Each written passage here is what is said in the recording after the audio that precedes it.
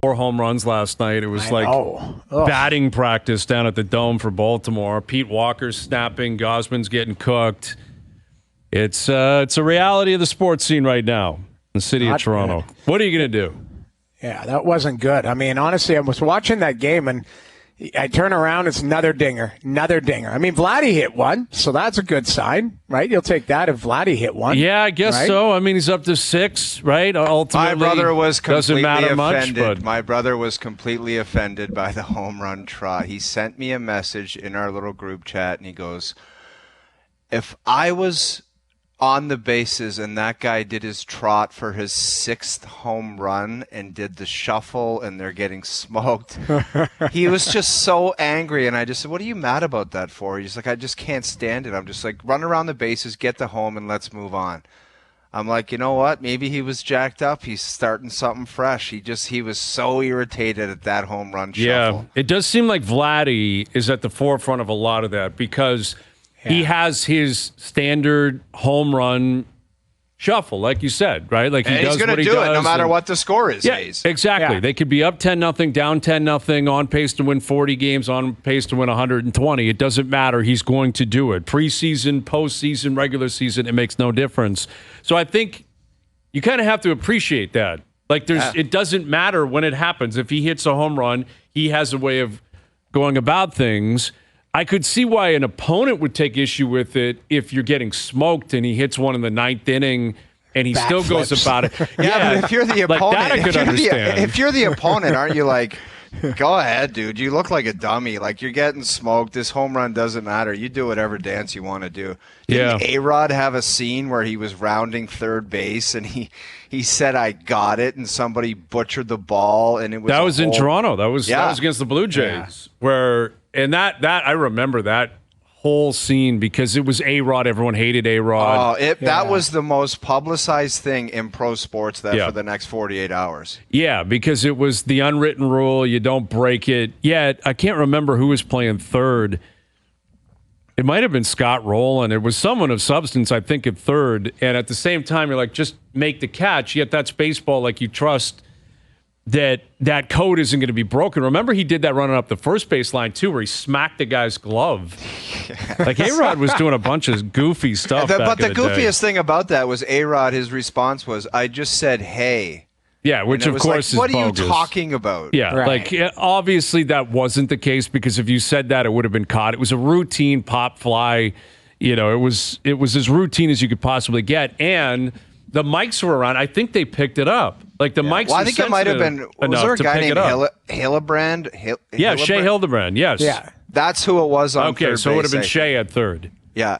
And he was rounding, and he's like, I got it. So this guy steps back, and then it's like, and it was just a circus. You know what's the biggest circus going right now? And I can't believe it. And Hayes, maybe you can inform me because I don't know if I'm that well informed. Why, and I know we're talking to Kia Nurse later, why is Caitlin Clark, her start to her career turned into an absolute circus? Like, I thought it would just be like, let's celebrate greatness here, and she's going to figure her way out through the league, be great for the league, and now it just seems like a complete gong show. Wow, that Angel had taken a shot at her. Like, it's I don't know. I mean, why did it turn like that, Hayes? Like, what happened where it should be just like, this is greatness, let's watch her develop? Everyone's running her over. It's like, what is the problem here? Yeah, I think this is a deeply rooted conversation. Like, I'm really happy Kia's coming on because Kia's playing. And Kia's a veteran in the league. Yeah. Like, Kia can speak to how players are actually responding to this. I look at it a little bit differently. Like, the phenomenon that is Caitlin Clark is very obvious. Like, she's selling out buildings. That did not happen in the WNBA prior to her arriving. Angel Reese or otherwise, like, the stats, they don't lie. Right? The statistics don't lie. When she shows up, there's 17,000, 18,000 people in the building. And when she's not there, for a lot of these places, there's 8,000 or 9,000 people. You know, she is a phenomenon. She's coming in from college into the WNBA, first overall pick, and everyone has an opinion on her game, on who she is, on her history. I will say this. I think she has handled it brilliantly as far as what I've seen and what I've heard. I don't get the impression like she's trying to throw anything in anyone's face or she is trying to be overly flamboyant or looking down on the WNBA.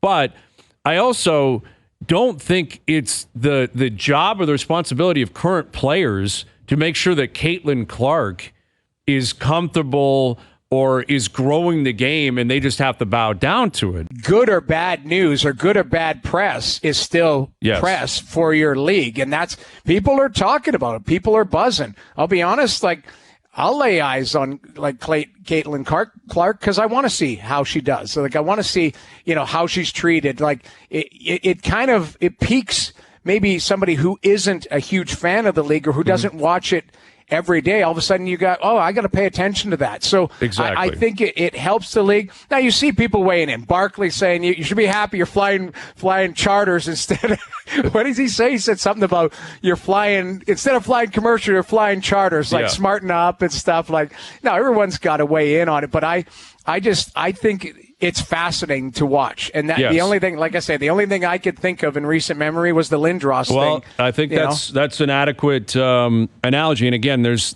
different pillars to this. Like one conversation we're having here is how other players feel. The other one, though, is how the WNBA and the commissioner and the owners feel. They need to realize what Caitlin Clark represents, right? You can't allow emotion or hurt feelings to factor into business. And she's great for business. Like that's just a straight fact. And she is unique when it comes to business and driving interest and income and money and revenue. Yes, because when she plays, people turn on the TV. And that's just a fact. It doesn't matter how people feel about it. That's just a fact. So if I'm running the WNBA, that's why she's on primetime every night. Yeah. That's why she's playing all the time. That's why you need her to succeed, because she's a cash cow. So but that's a separate conversation to the way people are reacting to her and how some people are overly protective, and I think a lot of people are overly harsh and wishing negative things upon her. Anyway, Kia Nurse coming up in a couple of hours. We're looking forward to catching up with our friend Kia. We'll get her take on her season, how it's going. She played Caitlin Clark recently, what she makes of this whole scene, what's going on around the WNBA. Jay's back in action tonight. Chris Knoblauch was speaking with the media, and you guys see the Bills took some shrapnel. You guys want to hear this clip? Where I can just imagine how people in Western New York are going to react to this. It's really not that bad. It actually is a very good example that he used. But again, emotion, fandom. Here's Chris Knoblauch on the importance of experience in the Cup Final. Yeah, experience is good. I don't know how much experience is beneficial. You can ask the Buffalo Bills how important Super Bowl experience is. But I think the biggest thing is just having confidence to play. And, when our guys are playing their best, they should have a lot of confidence. I like the answer where it's just like it's not giving the team a leg up. Obviously, we talked about it yesterday. Why the Bills? Well, they went to Super Bowl 4 years in a row, got spanked 3 times. It's off the top turnbuckle for Bills fans. It's unnecessary to reference them. But it just doesn't mean that you can't have a bunch of first-timers or a lot of first-timers and just be like overwhelmed and you're not going to win. It's just about getting it done. They saw that in the last series. You want to have 10 shots on net only? Win. But nobody cares. It's a win. Yeah, no, exactly. And that's got to be your messaging.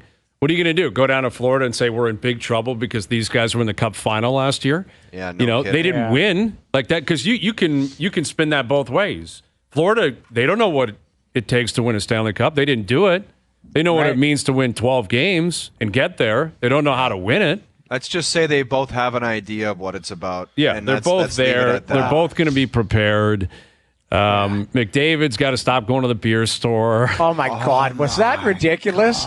Like I'm trying to figure out when, because I thought it said, one of the videos said it was after they won the second round, not the third round, and then another video said it was the other night, like after the game type of thing. So I just don't understand, Noodles. Like, when you play in the big leagues, people got a guy. Like, yes. Like we had a guy where if you were having some beers or something, it'd be like, during practice, can you throw a couple of cases? This guy, Buddy Buds, he was great. Rest in peace, Buddy Buds. And he would shove a couple of cases of beer in your fridge. Or not in your fridge, in the back seat of your trunk. And it would be like, you get in the car, you text Buddy Buds, thanks a lot. Why is that guy going in that? Where is he going loading that many beers in his car? That was insane. Well, they're probably going to meet at his house or something. Everybody, I don't think these guys are going out, but it was just. I know, but where was the beer store on the other side of the street from the rink? He's in the wrong neighborhood. I'm trying to. We should message Struddy and say because Struddy lives kind of off downtown and stuff, and I have no idea.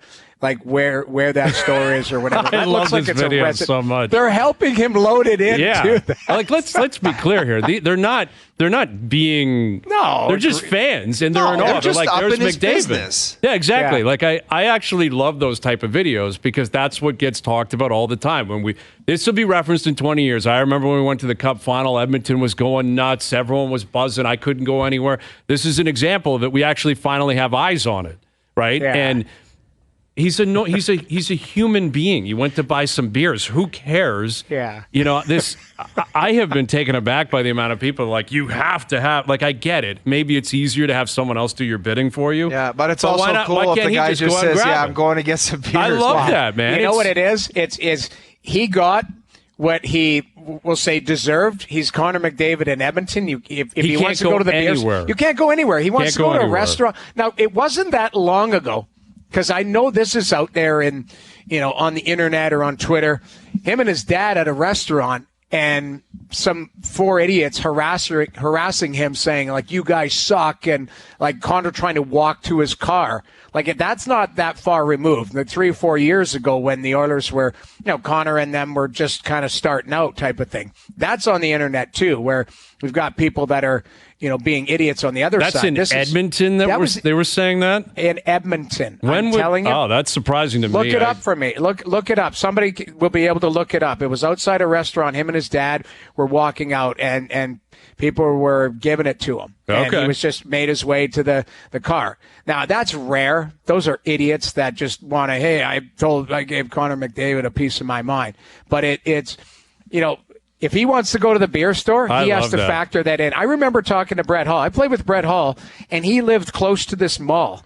And I said, hey, I'm going to go to the mall for lunch. He goes, I haven't been to that mall in years. And I said, why? He goes, I can't. You go in there. He goes, I'm not going to be able to eat. I'm going to be able to, you don't want to be rude to people. So he's like, I just don't go. So I think, McDavid probably made the decision, hey, I'm going to sneak in here, sneak out. Well, people recognize him, a couple videos, not a big deal. What's the problem? I mean, people, to my knowledge, based on what I saw, they're just excited, naturally. Exactly. He's Connor McDavid. They're Oiler fans. They're in Edmonton. The guy's going to a Cup Final, and you're in awe. If you're going to the beer store and, after the game, you're thinking, hey, let's continue the party. The last thing you would think is we're going to run into the captain of the team, the face of the team. And, exactly. They're all just jacked up. And this is the era we live in. If you have a phone and you see someone like that, you're trying to get video, you're trying to get pictures. I think McDavid handled it well. I'm sure he was, hey, guys, how are you? Thanks. Go Oilers. See you later. And take off. I thought it was a bit aggressive. Him or anything. I thought it was a bit aggressive. The one guy was leaning inside his door to get the picture as he was getting in. Yeah. That was a bit, but everything. I couldn't have done it. It's just, hey, you want to take a picture or something, that's great, but I just don't. I don't even like people too close to the grocery store now. It seems like there used to be 6 feet. Now people are crawling in your back pocket to try to buy some vegetables. There used to be 6 feet when there was a pandemic. We're not living in I know, that but you don't have anymore. to crawl in the person's back pocket right behind you. I look to my left, and literally someone is right touching shoulder to shoulder. I'm like, you're in that big of a run. You really need to get out of here that fast. Just back up a couple feet, please. I can't do it. Yeah, I can't do it. For the most part, people respect your space. The only time I've ever thought this was a bit weird, when I lived in Russia, for some reason, personal space didn't matter. You're standing there, and there would be a guy literally nose to nose with you, and you're like, okay, we've got a little bit of space here. Take a step back. Outside of that, I think people just going about their business, and you're right. I'll welcome no 6 feet. I mean, that 6 feet rule was ridiculous anyways. From what it sounds Fauci's kind of made that one up. What did he say? He goes, that one appeared. He goes, that one kind of appeared out of nowhere. That was trending for a while, and I thought, that's a good idea. We'll go with that. That means some moron on Twitter sent a tweet out saying maybe we should just take. Maybe it was Oh my God! Hey, I need some 6 feet here just because he's agitated. It had nothing to do with illness or a pandemic. So funny. The 6 feet was simply because of aggravation. Right? Maybe he was just getting gooned in his basement. He's like, "Watch this! I'm going to tell people 6 feet, and they're going to do it." And every night he's like, "Make sure you wear your mask in your car." And then people were just driving around with their mask in their car. Absolutely, man. He could have said anything, and people were like, "All right, I guess that's where we're going with, man." And if you didn't do it, he could have made up something like gooned in his basement. And if you didn't do it the next day, people would yell at you. Yeah, you were absolutely the worst person on earth. You had to do that. So funny. All right, we got a big one today. Carter Hutton's coming up. Part of the goaltending fraternity. Good Noodles. guy. We get his take on Skinner, Bobrovsky, among other things. Pierre LeBrun with a report from the Marner camp on where Mitch's head is at moving forward. We'll tell you about that. MJ coming up. Kia Nurse still to come. Jay's back in action tonight. OverDrive continues. TSN 1050 and on TSN 2. All right, confirm or deny in about an hour. OverDrive continues, brought to you by FanDuel, bringing you everything from the opening line to the final score. Best bets on Jay's Orioles tonight. Not a pat on the back type of scenario, but I said you're barely paying juice on Baltimore beating the Blue Jays last night. How did you not hammer that? Like, it's just a hammering on all. Right, there had to be. You're paying like minus 110 for Baltimore against Toronto. At you ever see odds like that with a discrepancy between these two lineups, you have to hammer that. You sounded like such a degenerate saying that. It was like you just saw alarm bells as a gambler. It's mandatory. Like, ding, ding, ding, ding. Bodily function. Wow. You have to do it. Did you see it? Who was it? There was another baseball player. Suspensions, 5 of them, and one of them got a lifetime ban because he was betting on the Pirates. He was playing for the Pirates, and he won on 4.3% of his bets. I know, you know how hard that is? You know how hard that is to do? Betting on his own team, and he won 4.3% of the time? Yes. He lost 95.7% of the time. This guy's hammering Pirates bets, and he never hit anything. Before we get to our next guest, was he betting L's for the most part? I would guess it was the opposite way because they stunk. He was probably saying, we're gonna win a game. No dice. Thank you. Direct deposit. All right, Mike Johnson coming up a little bit later this afternoon. We've got the Cup Final set, and here's a man that played in the league for quite some time. You hear him on SiriusXM, NHL Network Radio. Here's Carter Hutton making his debut on OverDrive. What's up, Carter? How you doing, man? I'm doing well. Thanks for having me on. I've talked to Noodles a few times, but it's nice to be on with the big boys. Yeah, it's great to have you on. Now we got 2 goalies here, so this could get insufferable pretty quickly between the two of you. Do you guys want to just talk amongst yourselves, and me and Hayes will sit back and kind of grade this? No, I mean, there is lots to talk about, but I mean, we probably should start with the matchup in net. I mean, Carter, what have you seen with Skinner's game, and then slide over to goaltender Bob there in Florida? Honestly, at times for Skinner is a bit worrisome. You look at that start of that Vancouver series, and he was fighting it. And for me, Skinner's case is when he fights it, it's bad, right? He gets sloppy, kind of similar to Samsonov. I think you watch Samsonov enough. Visually, you can tell when he's off, right? He's outside his post. He's chasing the game where Skinner is on his game. He's big. He's methodical. He lets the game come to him. And I think that little reset, getting Calvin Pickard in the pipes, helped him out a ton. This is going to be a big matchup, and I think for him, starting on the road is going to be nice. Game 1 and 2 in Florida, kind of get away from that Edmonton aura. It's going to be nuts in Edmonton, that's for sure. For both you guys, in net, you don't really look at it as a matchup. One guy's playing for one team, but if you're Skinner going into this one, the way Bobrovsky has been the last 2 years in the playoffs, it would be tough not to think about it, wouldn't it? Saying, like, Bobrovsky could literally go on a heater here in the finals and say, I don't care if you got McDavid, Draisaitl, Hyman, you're just not scoring on me. So if you're Skinner, it would be difficult at least not to think about that. Just knowing that the margins are real thin back there, where you can't have that game where you're a gas can because Bob's probably not going to do it. Yeah, Noodles. For me, this is the one where it's kind of that, like, Stuart being a little green almost helps. I think going into that matchup, if we look back to round 3, you're like, talking about Ottinger versus Skinner, and it was all Ottinger, right? So very similar situation, I think, for Skinner. And I think for me, the biggest takeaway from his game, I think going into this, during my career, sometimes I would be worried about what the other guy in the far end is doing. At times, worried about what though? What were you be worried about?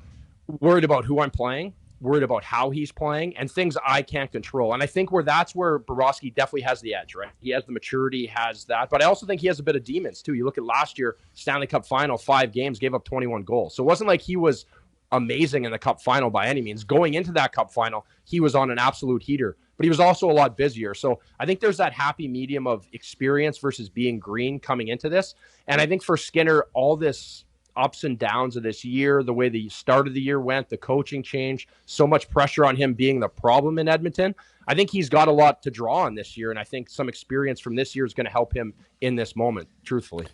Go ahead, Noodles. I was just going to say, I always felt like, when I was looking down at the guy at the other end, like it was intimidating to the fact that, like, I'll never forget playing a neutral site game. The NHL used to have neutral site games, and we played Buffalo at the Target Center in Minneapolis, and Hasek was at the other end, and he made a ridiculous save one time. Like, Pierre Turgeon took a one-timer from the slot, and he gloved it like it was a Sunday afternoon, like just ripped it out of the air.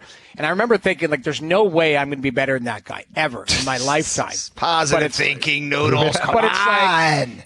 But he's not shooting on me. What I was worried about was Donald Laudette and Mike Peck and the guys who were shooting on me. So it didn't matter if Pierre Turgeon and Stumpy and Ray Ferraro, because I was with the Islanders, were shooting on him. They had to execute. But it is a little bit intimidating. Look at the other end when I played against Marty or Patrick Waugh, Hasek, the guys who were the best. You're the second best goalie on the ice, but you're not facing them. You're not actually trying to outduel them. You've got to outduel the guys who are shooting on you. So I think, Skinner has really, for me, Bobrovsky, obviously 2 Vezinas. He's been there before. But Skinner exercised some demons here in the last couple of weeks where I think people are like, okay, this guy can play goal. He's just got to play up to his capabilities and try and shut down Reinhart, Barkov, all the big boys on Florida, which is going to be a tall task.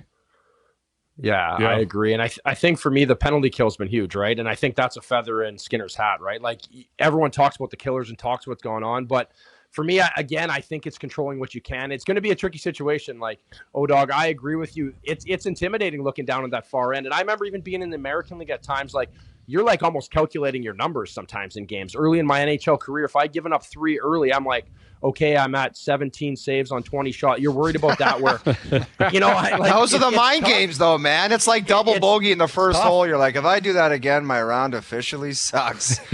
Yeah, for sure. But I think that's where he's dealt with so much stuff. And I think having the security blanket of Connor McDavid, Leon Draisaitl, and a team where he can make a mistake and they can score 3 or 4 goals to help him out. So I think it's going to be a great matchup either way.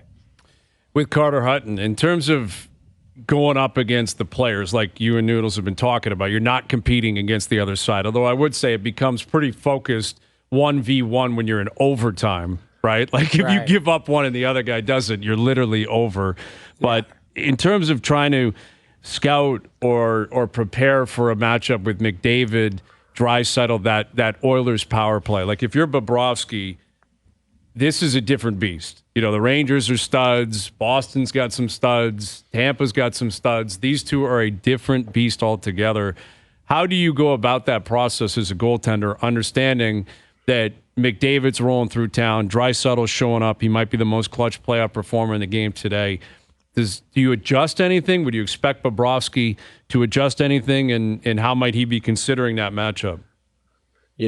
For me personally, like being not far removed from the game, playing against these guys, I think the preparation goes into, just set up like their power play and where you're going to get shots from. The rest, sometimes you don't want to overthink as well, too. Again, you don't want to make it more than it is, right? And I think Bobrovsky has that mindset and he has that experience for sure. But for me, looking at this play, it'd be like, how are they going to forecheck me if I'm going to get out and handle the puck? How is the power play going to be? Where are their spots? Where are they going to go from? Which I think is going to create a big problem as well, because we watched McDavid in the last series. Like, the way he enters the zone is different almost every time. He can kill you in so many different ways. So I think for Bobrovsky, there is that factor of the mental capacity he has to just put it in. And if you've watched Bobrovsky in the past, I don't know if you guys watched him live a lot, but whenever he gets scored on or they score a goal, he kind of goes through a reset. Something I used to kind of deal with a little differently. When I was younger, I was so passionate, right? Like, we'd score, I'd be going nuts. I'd get scored on, I'd get fired up. Where He's very mature in the sense of an experience where he can reset himself and get refocused. So I think he's going to need it against these guys coming down him. I don't know, Noodles, you can touch on that, but that's kind of my feel with the experience here for Bobrovsky. Yeah, I mean, he's obviously, I think he got his game back in order. And, Rob Tallis does a really good job with him. And it wasn't that long ago. I mean, it was in the playoffs, at the start of the playoffs last year, it was Alex Lyon's net, really, that helped him down the stretch. And then Bobrovsky got reset. But it's interesting. I think he's shown that maturity and shown that he can, get his game back in order.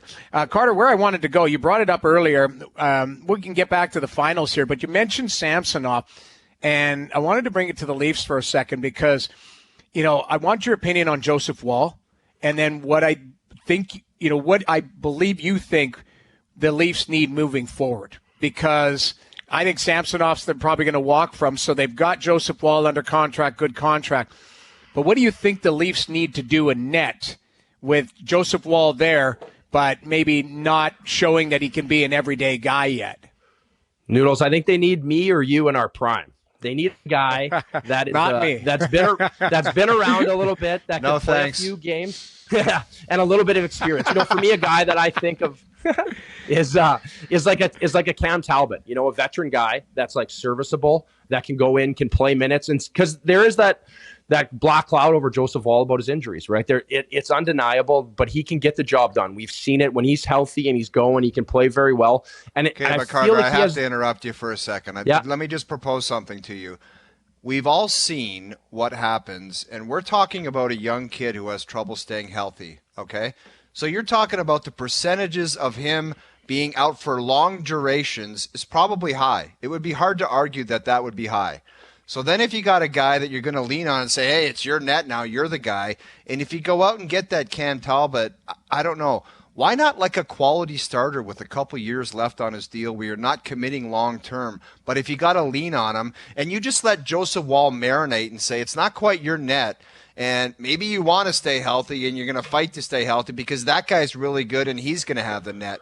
As opposed to, and I don't know who that guy is. I know Markstrom's probably got a couple years left on his deal, but instead of saying, that older guy who's a veteran guy, they already got that guy in Martin Jones there. So why not try for a real quality guy that's going to play for a couple years? Because Jamie talks about it all the time. Goaltenders don't mature until they're later in their 20s. So just wait for the kid and show some patience, and maybe it's not going to be his net.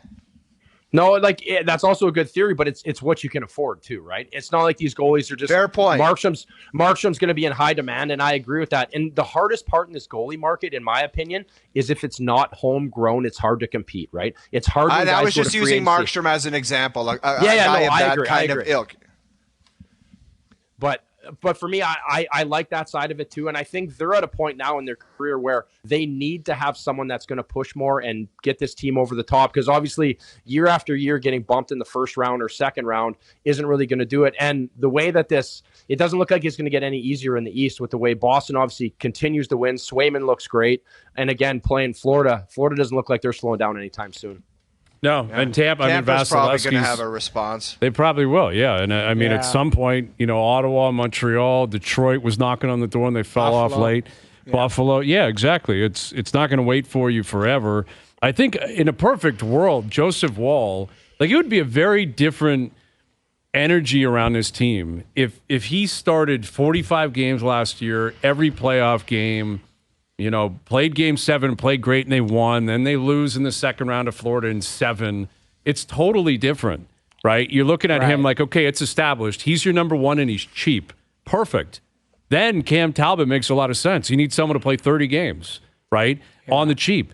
The problem is I don't see how – I agree with O. I think it would be malpractice for the Maple Leafs front office to come in and pencil in – anything more than 30 games for Joseph Woll.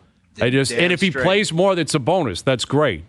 But if you go in just saying we're blindly hoping, then I think that's a recipe for disaster in the end. That said, I don't think you just force feed a long-term contract on a guy you don't love. So it's complicated. Right. It's not, you need a tandem. You need someone else. Ideally, you find someone you can lock up for term and you just allow the two of them to battle it out. That would be great. But it's not going to be an easy position to fill, but it's a mandatory one because if they don't have goaltending, they're just like every other team in the league. Your aspirations can only go so far. Well, and if you actually, guys, if you go through the league now, if you look at the stats at the end of the year in the regular season, pretty much every team uses 3 goaltenders. Like, not just 2. That's only rare. I think there's only like 8 teams, I'd have to go back and check, that only use 2 goalies this year. The rest use 3, 4, 5, depending on injuries and stuff. So you need 3 capable guys. And if you don't have one of those 8 guys that plays 60, the Hellebuck, the Vasilevsky, the Demko, you name it, the Ottinger, then you've got to be in a tandem situation. I think Joseph Woll could be penciled in for 30 to 40, but you need somebody, and it might be either the Markstrom or the Allmark or somebody who, if Saros is available. But to Carter's point, what are you paying for these guys? Because you're not getting them for free. And, somebody good has got to go out the door to acquire those guys. But I think it's needed. I really do think it's needed for the stability of this organization, is for the manager to sleep at night and go, I got a tandem that I'm not worried about because I've got good goaltenders that can go in. Don Sweeney sleeps every night knowing I've got the best tandem in the league. You know? Like a baby. Yep. Brisebois sleeps, Cheveldayoff sleeps every night going, that Jamie, guy's going to play. only 10 of them sleep about their goaltenders. The rest sleep like me. They're up at 4 a.m. Restless. But for me, the Bruins, like, Sweeney's a good talk. Like, when I left in St. Louis, I had my big year in St. Louis, and I was 31 years old before I signed in Buffalo. And Boston was a team that wanted me, that approached me, that was all over me. That was kind of my fun. It was either going to Boston or going to Buffalo. But they had Tuukka Rask, and they wanted me to play 35 to 40 games because they wanted to manage Tuukka Rask. That was different, right? But I also wanted the freedom to try to go to Buffalo and try to become a starter, try to throw my hat in the ring and see what came of it. Obviously, it didn't work out. But in the same sense, what the Bruins have done with that 1A, 1B, resting a guy, having, no matter who they have, because that's when Halak went there. They had Khudobin. They've had guys that can fill in valuable time, where I think that model is more the traditional model now, where obviously getting Swayman and Allmark kind of worked out perfectly, right? I don't think they predicted Swayman becoming what he became to be now. But at that same point, I think the Bruins have done a great job of setting up their goalies for success come playoff time, managing rest, and a few of those runs they've been on with Tuukka Rask, I think the way they manage him during the year. So I think it's a model most teams are trying to get to. The problem is, how do you get to those 2 guys that can both get the job done? Yeah, easier said than done, but that's the role of the GM, right? Yeah. Fans, media, we can yell and scream about it. They got to get it right. Great catching up with you, Carter. We appreciate you doing this, man. We'll do it again down the road. Thank you for this. Yeah, thanks for having me on, guys. You got it. There's Carter Hutton, longtime NHL goalie, St. Louis Blue alumni too, Noodles. Yeah. Just a couple of St. Louis Blues alumni goalies yakking it up on a Tuesday afternoon. Well, you know what? I got to tell you guys, before you go, Noodles, that guy was very good. I don't know what he's doing in this industry, but he's crushing it. SiriusXM, he's doing a bunch of different stuff online. Great studio, cool mic. Yeah, he's got a great mic. Yeah, he's got a great setup, but he's a good guy and he gets it too. Like, that's the one thing we didn't ask him, but I believe at the end of his career, he was a Leaf, technically on paper, was he not? Didn't they trade for him? I think you're right. They traded for him at the deadline, but he was injured in Arizona. And I think next time we have him on, we'll have to ask about that. I forgot about that because it's not on record. Like, it's not on his Hockey DB page. No, but I think he was injured at the end of his career, and the Leafs traded for him. Like, Kyle traded for him at the deadline and left him in Arizona or left him whatever and said, if we have an injury, we need to get in shape type. I can't remember what went down, but I do believe he was part of the Leaf organization right at the end of his career. All right. He just never came in. We'll circle back. We'll get him on again at some point moving forward here. Mike Johnson coming up. Confirm or deny still to come as well. Overdrive continues. TSN 1050 and on TSN 2. All right, Mike Johnson, confirm or deny still to come. We'll get into the latest from Pierre LeBrun on Mitch Marner and his plan moving forward. There's a lot going on in the sports world. Christian McCaffrey got paid again today. We mentioned that Justin Jefferson got paid a huge amount of money the other day, and understandably. McCaffrey? It's a 2-year. It's basically you know how the deals work in football. It's they rip up contracts, they move money around. It's going to pay him like $19 million. He's going to get a bunch of signing bonus money. That's what I would pay him though, Hayes. I wouldn't give him more than 2 years because he's hurt all the time, man. You can't. Yeah, he is hurt. The guy. When he's healthy, he's unreal. It's a cheat code, man. He literally scored a touchdown every game. Yes. Like every game, you're like, McCaffrey's in the end zone. It's a lock. It's going to happen. And more often than not, he'd go off for 140 yards. Dude, garbage team, multiple TDs, slam dunk. He'd have games. Slam dunk. He'd have games where it would be like 80 yards receiving, 95 rushing, 3 touchdowns. And it was just absurd. And he's perfect for Shanahan's offense. Brock Purdy's obviously going to be ecstatic because this guy's the ultimate weapon. But you're right, he's a running back who's had big injury issue in the past, like every other running back in the game. And at some point, it's going to fall off. It's a sad reality of every position in every sport that there's just different levels of longevity available to you based on where you play and the sport you play, on top of talent level and all that kind of stuff. So I think it's a smart play for the Niners. They've got a lot of talented guys that are looking to make money. It's never easy. They got to move off guys all the time. But that's what happens with well-run organizations. Wow. And he's unbelievable. But, I think 2 years is probably perfect, though. But it's big cake for him. It's just about cash. Yeah, exactly. Yeah. Like the years on a football contract basically are irrelevant.